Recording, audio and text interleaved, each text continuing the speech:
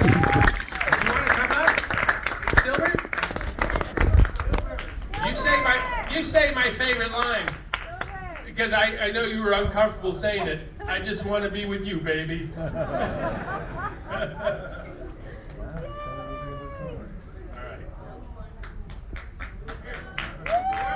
Whoever wants to sit down, you guys sit down. I don't need to sit because I'm good. Let's let Danny, Maria, anybody.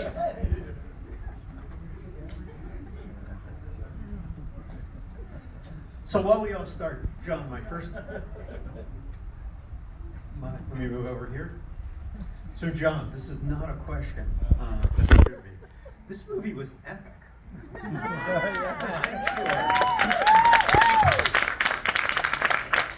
I'm sitting here watching this movie saying, this is like if Sam Peckinpah made a horror film. Yeah, but he would have used all real guns. So. That's true. And if I suppose I said to you, Next time. my God, this must have been so big budget with the epic score and the beautiful photography, and Danny's just, all the actors bringing their A game. Would you tell me differently? Oh yeah, it was totally different. No. All the actors, yeah. Like I said before in one of those interviews, it's all in the casting. The actors they do bring their A game because they figure it all out. And I think we were so lucky, and every now and then surprised. Not surprised that they were good, but just surprised that they were so good. And I'm not tooting my horn; I'm tooting their horn. And then also Elia did the music, and I don't know if you noticed there's so much music in this because I kind of felt like it was an old-fashioned movie, and really, even though it's like dead people and all that kind of thing.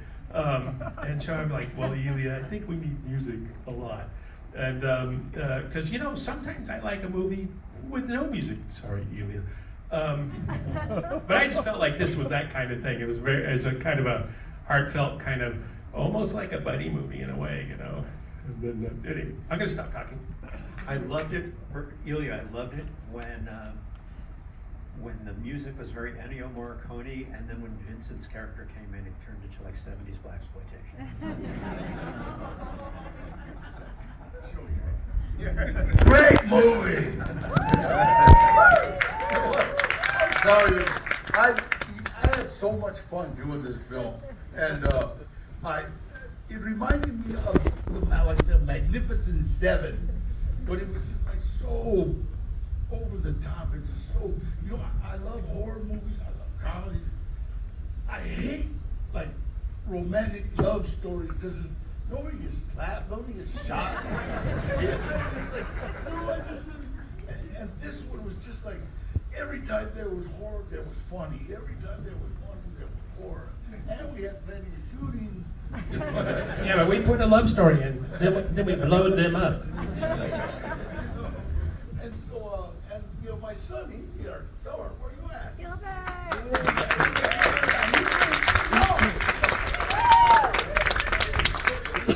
was just like it was a joyride, the whole thing. And then me and at lunch I went fishing because there was a pond. Right? Catch and release. What was the question? Please. Well, let's, John, why don't you introduce the cast and tell us, how you came to bring them all together in this ensemble? Okay, well, I don't think it's a surprise that Danny was the first. It's basically built around doing a movie with Danny, and so he was the, as I said in in an interview I just read, you were number one. Wow! Because De Niro called him number one. Tommy Lasorda, really. But anyway, I gotta tell you something right now. And I have worked in this business since 1985. Worked with almost 300 directors. And you know what? He's at the top of the list. Yeah. I'm telling you.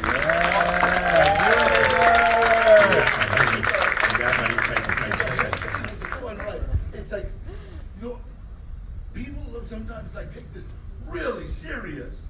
You know what I mean? It's like if you crack a joke, it's like everybody kind of like looks at you like, you know, I don't know, like a fart in church or something. It's just like people look at you like stupid. And here, God, it was like so much fun.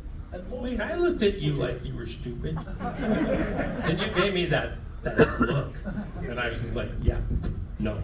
This is Maria, the Bruja. And she got blown up too, but, you know, spoiler. So fun, so fun. I kept saying, we gotta kill her, what? And the thing with basically everything in there was like this hatching of cicadas that happens once every, I don't know, 20 years or 40 or 60. So loud. You know, we're from the city. You've never heard anything like this. It is so loud. It's all throughout the soundtrack. But I didn't feel as bad because if you listen to the soundtrack for Days of Heaven, which, you know, we love this movie. Well, you know, I do. It's all in their dialogue too, so I felt better. Terry Malick. So. Okay, do you want to say anything? Oh, well, I loved it. I just loved it. It was so fun. It had everything. I mean, it was a musical, it was a love story, it was a horror movie. But it was all completely believable. And that's what I love about it. It could be outrageous, it could be surprising, and I believed all of it. As an audience member, I just loved it. I believed the love between the luchadores. I believed you were just evil incarnate. I thought you were just scary and you were hilarious. And I mean, I just loved it. I believed your pain. It was just so well written, so surprising. I'm very, very proud to be a part of this awesome movie, especially when it's Halloween time. Thank you. You read that perfectly. So Ronnie, you know, it was just, when we did this was during COVID. So, you know, I let everybody kind of audition on video. So we shot Ronnie's audition, and we're like, basically to the one, we're like, oh, that guy. But don't shave the beard. Because, you know, every now and then an actor will show up totally different than what you cast. And so we were all on pins and needles, but then we saw the beard. And yeah, I keep the beard pretty general. I said the beard gets to work and I follow it along. But yeah, I had a great time doing this. I love what you said. I think what's so fun about this film is how entirely unpredictable it is, and the turns, and just how you're like, oh, we're going here now. You know, like it's really fun that way, and everybody's committing to it. It's just so surprising, like at every turn. And I think that's what's really exciting about it. And I had a great time working with everybody. I was only with you guys for about 3-4 days, but well, you could just say all those lines, you know, it was insane.